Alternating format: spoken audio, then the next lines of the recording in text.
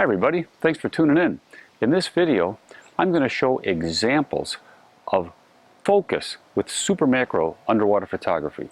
We're going to show examples on the exact plane of focus and how it can make a difference when you lock your focus and rock back and forth what part of the subject you really want to show. Also, we'll show some examples of varying the depth of the field by opening your aperture in super macro. Let's check it out. In this video, we're going to concentrate on examples of focus in super macro underwater photography. Remember, the biggest challenge in super macro photography is focus. We have very limited depth of field. The camera doesn't always know what part of the subject we want to be sharp. So we often will use autofocus or whatever we can to usually focus our subject, but then we can lock our focus and move in or out just in very small increments until in our viewfinder we see what we want to get tack sharp and capture on the image. So that's what I'm going to show in this, and then at the end I'm going to show a couple examples of how, we usually use a small aperture to get whatever little depth of field we have, but if we want, we can open our aperture and limit our depth of field even more for artistic effect, and I'll show you a couple examples at the end. So I'm going to move pretty quickly, and please don't forget to download my outline at theaquaticeye.com. I've got some cool eye shots in this, and if you're interested in the eyes of aquatic animals, check out my book on my website, theaquaticeye.com. It's also available on Amazon. So here's a bearded fireworm standard macro shot. Now, this is a super macro shot with a +10 close-up lens, and I focused on the body of the fireworm, locked my focus, and moved back ever so slightly and locked on, and then took a shot, and I was able to get these bristles in tack sharp focus. But you'll notice the green arrow part points to the body of the bearded fireworm. That's slightly blurred. Why? Because of our extremely limited depth of field with super macro photography. Here's a beautiful angelfish. I wanted to capture a couple of the little teeth on its lower portion of its mouth, and I was lucky to get very close. The subject allowed a close but patient approach, and I was able to lock my focus on some of the teeth on the lower jaw of that angelfish. Here I was lucky to get close to a little tiny seahorse opening its mouth, and I caught and I locked on focus what I think are the teeth of a seahorse. Now, this is the eye, a compound eye on a stalk of a hermit crab underwater, and the black arrow points to something called the pseudopupil in the little ommatidia, and you can see that the eye is spherical. I had to lock on focus on the outer end of that spherical eye, and that is tack sharp, but almost the entire rest of the image is blurred because of our limited depth of field with super macro. Again, here's the eye, compound eye of a yellow line arrow crab. The eye itself, the end of the eye, is in tack sharp focus, and you can see the little red dots representing the pseudopupil, the ommatidia, in the ommatidia of the compound eye, but the rest of the body of the yellow line arrow crab and the rest of the image is blurred. Again, our limited depth of field.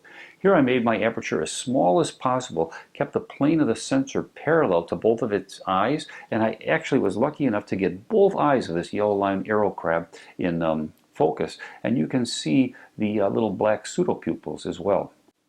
Now, here's a little diagram just showing a fish eye.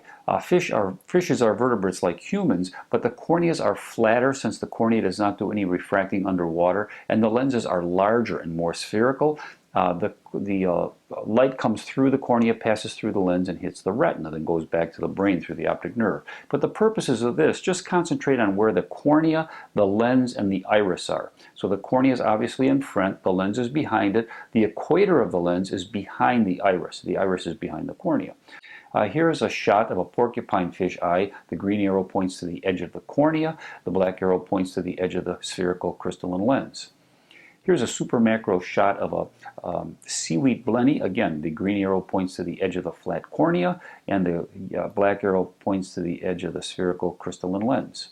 Here I got very close to this puffer fish, and I wanted to show the yellow coloration on the cornea and the little ribbon-like processes at the upper end of the periphery of the cornea, and you can see the black arrows point to these tack sharp ribbon-like processes and the little red speckles on the outer part of the cornea, yet the green arrows point to the crystalline lens, which is behind it, but it's somewhat blurred because of our limited depth of field. So you have to know what you want to focus on in super macro photography.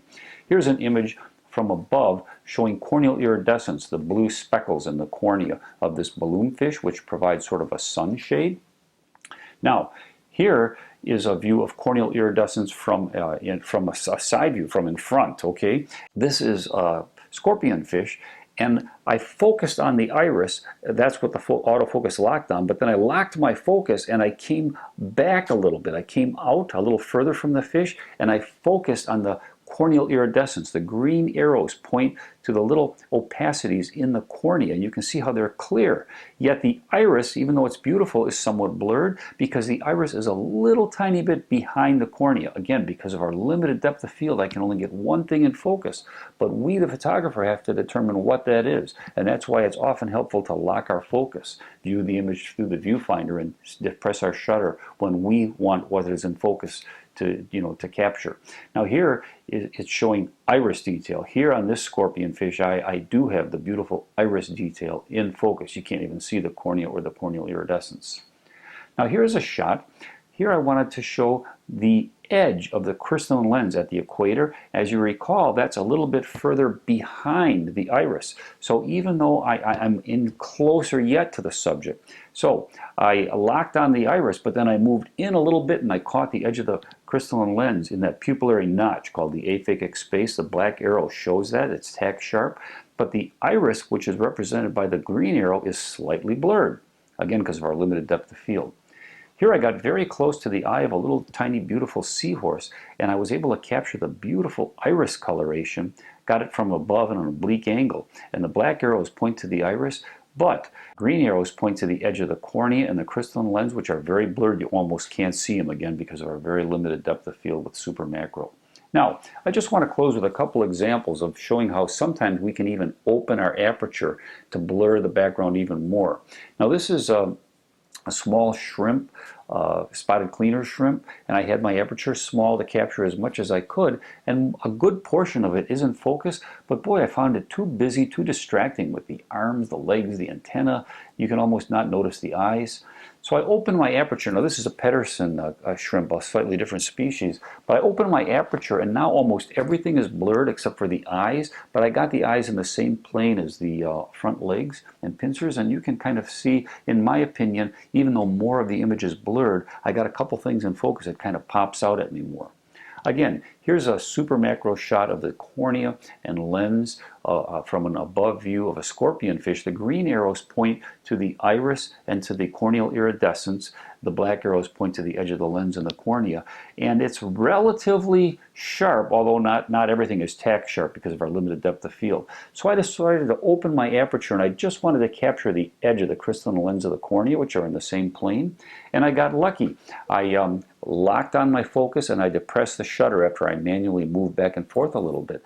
Now the black arrows point to the edge of the crystalline lens and the cornea, and they're both tack sharp. Now the corneal iridescence and the iris, everything else is blurred, and in my opinion less distracting. I actually think this image is a little more beautiful. So anyway, focus is the biggest challenge, in my opinion, in super macro photography. We have to decide what we want tack sharp, and manually locking on the focus. We use autofocus to get close, and then we'll lock the focus and move back and forth a little bit and depress the shutter, and sometimes we can get lucky and capture a compelling image. So I hope you found this helpful. Thank you so much for tuning in.